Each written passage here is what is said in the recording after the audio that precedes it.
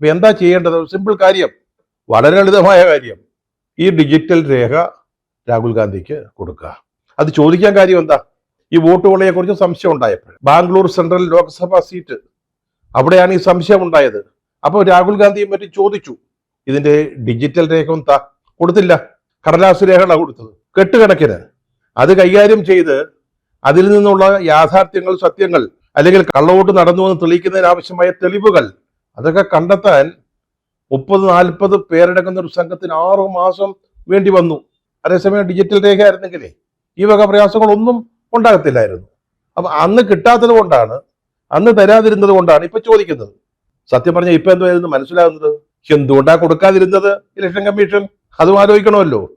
കടലാസ് രേഖ കൊടുത്തിട്ട് തന്നെ ബാംഗ്ലൂർ സെൻട്രൽ മണ്ഡലത്തില് നമുക്കാർക്ക് ഇമാജിൻ ചെയ്യാൻ മേലാത്ത രീതിയിലുള്ള കൊള്ളയാണ് നടന്നത് എന്ന് നമുക്ക് മനസ്സിലായി.